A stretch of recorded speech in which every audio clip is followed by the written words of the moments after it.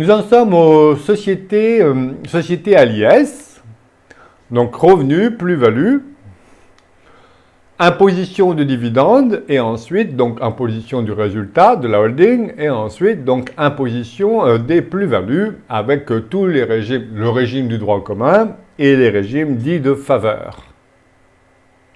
Et également la réduction de capital non motivée par des pertes qui suit un régime particulier. D'une partie suit le régime des plus-values. Je rappelle, plus-value privée, plus-value professionnelle, ici.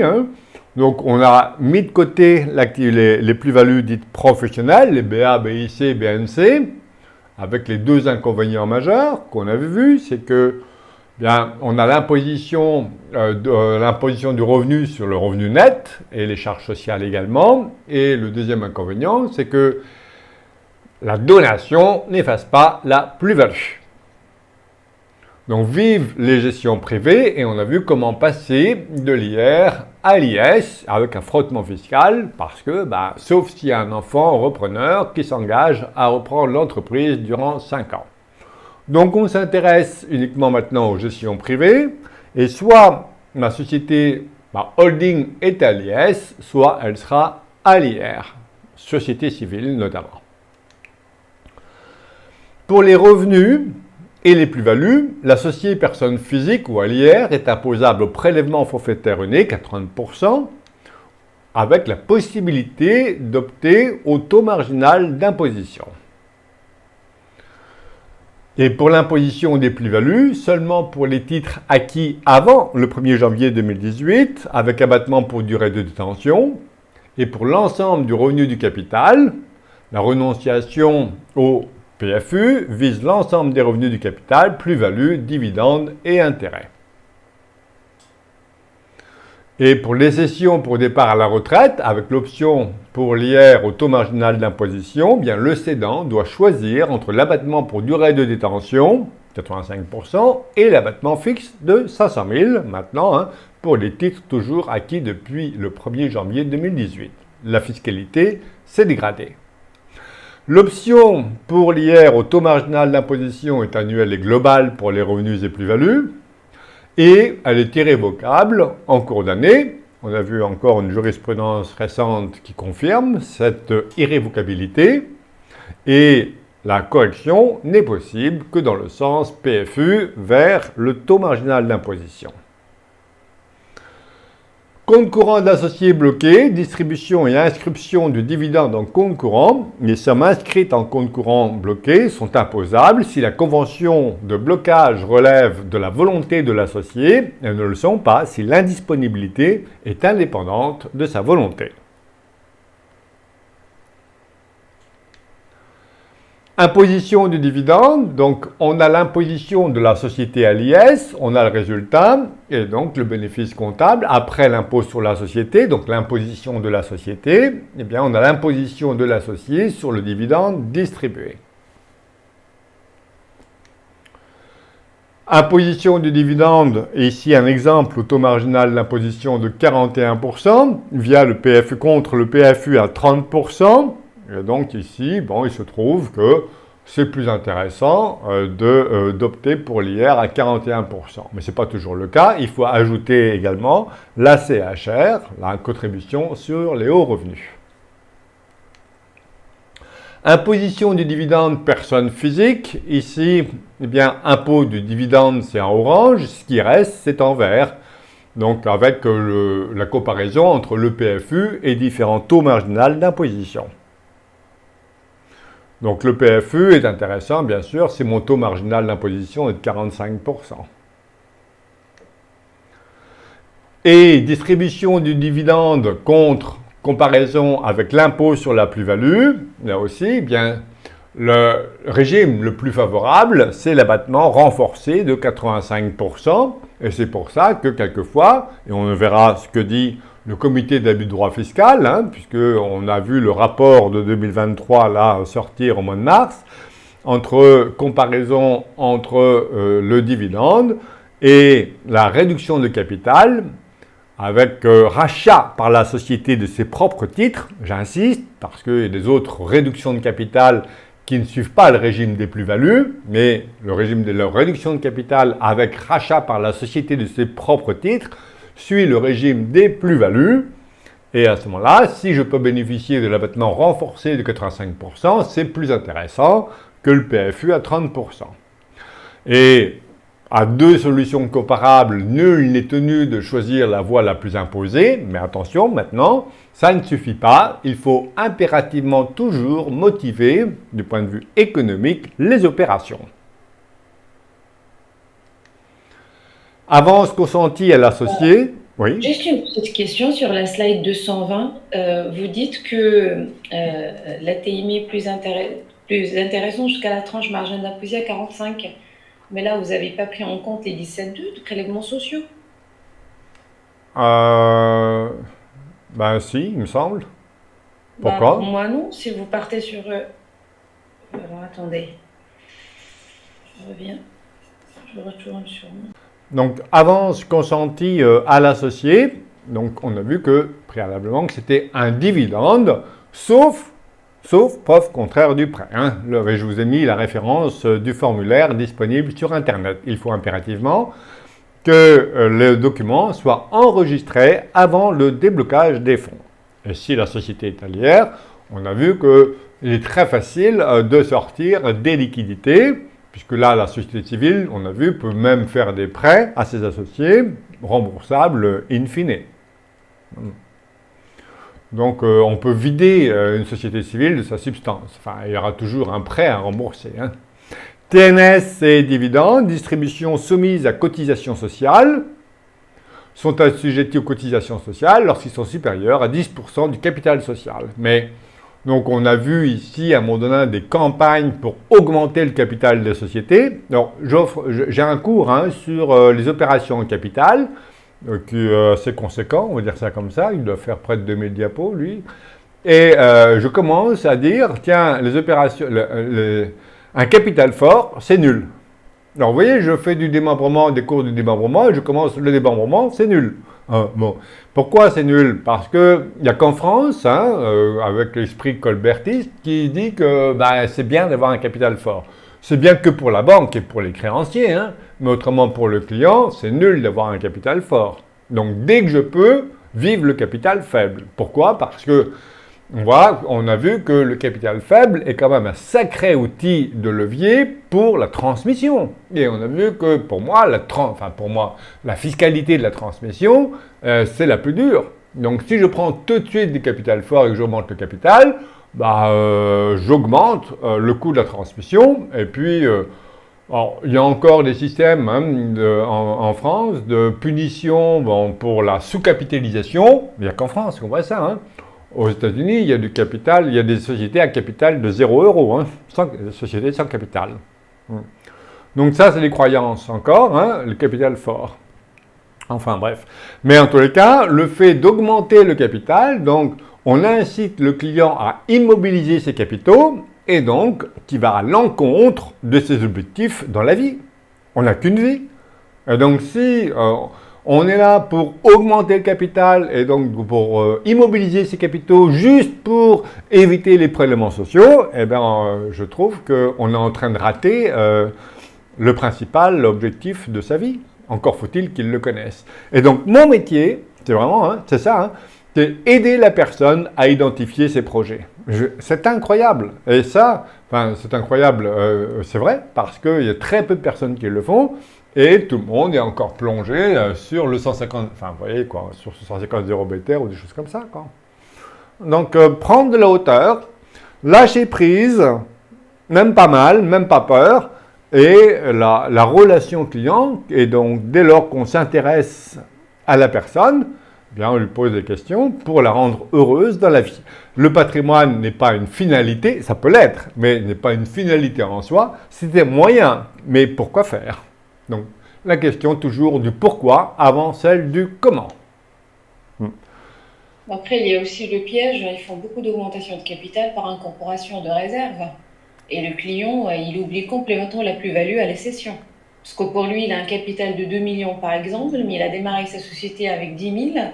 Et à la vente à 3 millions, il pense qu'il a le plus-value que d'1 million. On lui fait le calcul en disant non, bah maintenant c'est Ouais. pratiquement 3 millions de Oui, oui. plus-value. Oui, mais vous avez vu, hein, avec moi, il n'y a pas de plus-value. Hein. Voilà. Ah, la donation. Ouais. Donc, on écrase toute la plus-value. La dividende et SSI, augmenter le capital, une fausse bonne idée. Un capital social fort présente plus d'inconvénients que d'avantages. Donc voici, immobilisation de capitaux non productifs d'intérêt, augmente la réserve légale, moindre effet de levier financier, donc rentabilité des capitaux propres, dilution du dividende, augmentation et réduction soumises à l'accord des associés, dette de dernier rang. Et les dividendes ne sont pas une charge déductible du résultat, alors que les intérêts d'emprunt et les comptes courants, eux, sont déductibles. Donc, aucun intérêt. Dividende ou rémunération, eh bien, la question, souvent on dit, tiens, dividende ou rémunération, bien, la première élément à prendre en compte, c'est quelle portion du capital détenu par le dirigeant et sa famille. Alors, je fais abstraction des dividendes inégalitaires. Hein. Si le dirigeant et sa famille sont majoritaires, on peut penser à un dividende ou à un salaire, mais sinon, s'il est minoritaire et que la répartition du dividende est proportionnelle au capital, vaut mieux privilégier le salaire. Salaire ou dividende, alors les avantages les uns ou par aux autres, le salaire, protection du régime général, droit à la retraite, les salaires et charges sociales sont déductibles du résultat imposable, donc on réduit l'IS, alors que les dividendes ne sont pas, en termes d'avantages, ne sont pas assujettis aux charges sociales, imposition à l'IR moins élevée que sur les salaires nets. Inconvénient, coût élevé de la protection pour le salaire, charge patronale, déduction forfaitaire de 10% plafonnée, alors que pour les dividendes, pas de protection du régime de la sécurité sociale, ni de droit à la retraite. Alors, il y a des logiciels qui font, tiens, est-ce qu'il vaut mieux aller sur rémunération sur salaire? Alors, pour moi, c'est mon domaine d'incompétence. C'est mon domaine d'incompétence. Je suis plus sur les stratégies de capital. Et pourquoi? Parce que, alors, ça agace quand je dis ça, mais finalement, je n'ai jamais rencontré un chef d'entreprise qui, spontanément, m'a parlé de sa retraite. Toc. Bon. Et vous avez vu que, pour moi, c'est pour le client, c'est essentiellement une problématique de transmission du capital de l'entreprise. Et qui dit transmission, dit chez moi préférence. Parce qu'on a vu que le chef d'entreprise, il est prêt à transmettre que s'il a la certitude de garder les pouvoirs, voire la majeure partie des droits financiers. Donc pour moi, la question ne se pose pas, quoi. Et comment associer les pouvoirs de la SAS et la rémunération TNS-SARL? Donc malheureusement, une SARL, une part égale une voix, alors que la SAS, avec des actions de préférence, permet toutes les libertés. Et la SARL, on peut se dire quand même, c'est vrai que l'inconvénient, une part égale une voix, mais quand même, pour les charges sociales, c'est plus intéressant que le régime des salariés. Et la SAS, eh bien, inversement, présente l'avantage de la liberté statutaire, mais on pleure pour les charges sociales. Et on avait évoqué hier, eh bien, l'article L228-13 du Code de commerce, que j'aime beaucoup. Voilà, c'est un des articles préférés du Code de commerce, les actions de préférence intra-groupe. Il dit quoi? Il dit que dès lors que la SAS, il faut une SAS, dès lors qu'une SAS détient plus de 50% du capital d'une société, quelle que soit sa forme juridique, ou inversement, quand une société détient plus de 50% de la SAS, eh bien, on peut, dès lors que la SAS a des préférences, on peut répliquer ces préférences dans la société que la SAS contrôle ou qui est contrôlée par la SAS. Donc, on a ici, alors ici, je vous ai mis la holding est une SAS et la FI est une SARL.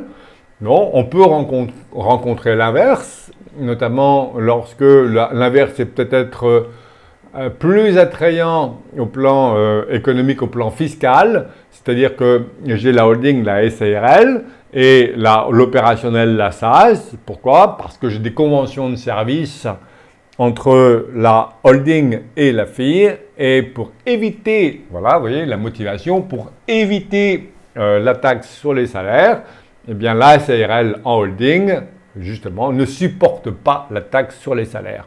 Donc, comment échapper à la taxe sur les salaires? Eh bien, il faut que la holding soit la SARL. Ce qui me gêne un peu parce que je considère que la richesse, c'est surtout la société opérationnelle et que si le dirigeant veut être rémunéré dans la société opérationnelle, ben je pense que la SARL est plus appropriée dans la société opérationnelle. Mais je comprends les motivations pour échapper à la taxe sur les salaires. Le chef d'entreprise souhaite à la fois optimiser la transmission grâce à la SAS, minoritaire en capital mais majoritaire en droit de vote, et bénéficier du régime TNS, majoritaire de SARL. Voilà, la SAS détient plus de 50% du capital. Alors, le L2 13 dit qu'il suffit d'avoir l'accord de la collectivité des actionnaires dans la société contrôlée et dans la société qui contrôle. Voilà. D'ailleurs, dans les textes, il faut entendre AGO, AGE, qui n'existe ni pour la SAS ni pour la société civile.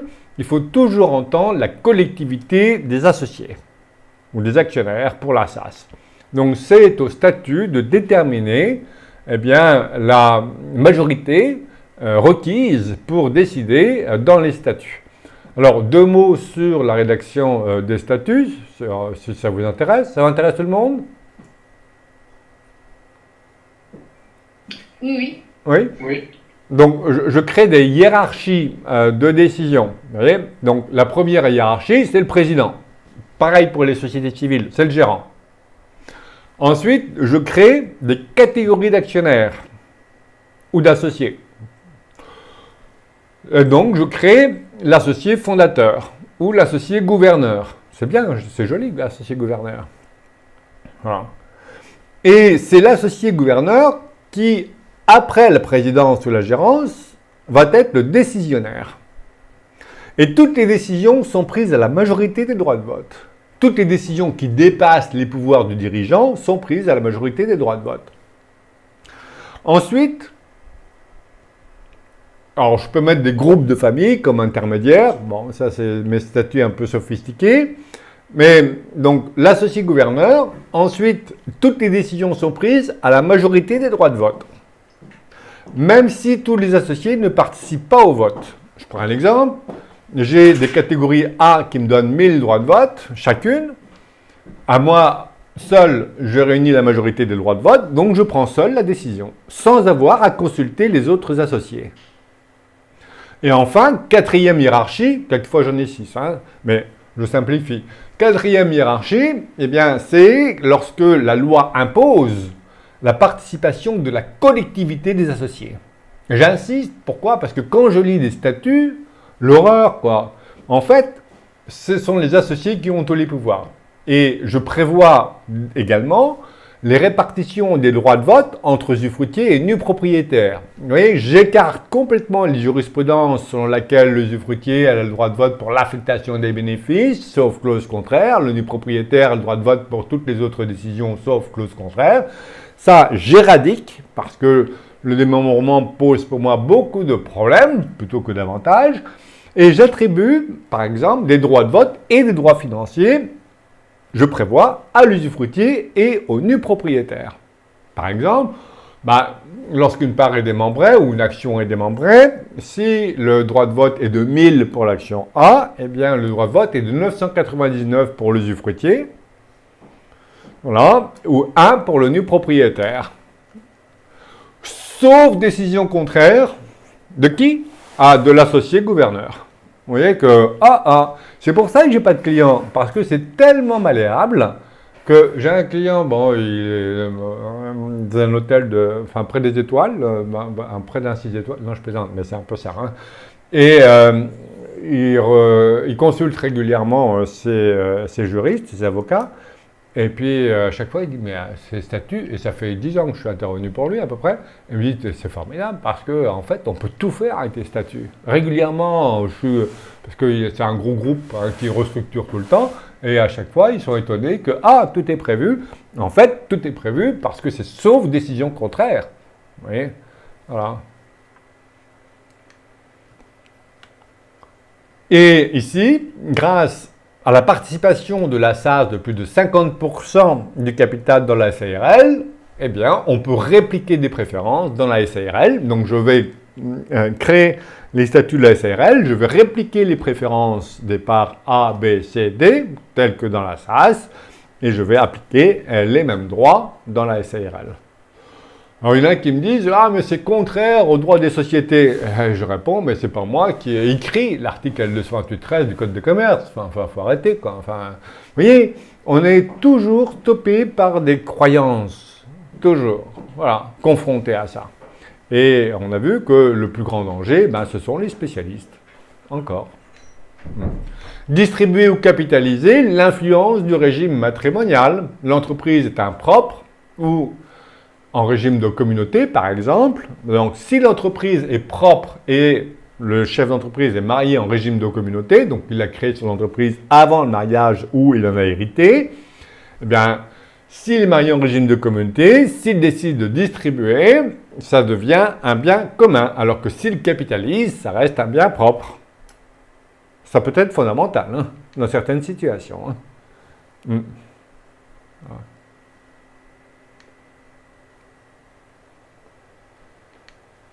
Holding, imposition du résultat.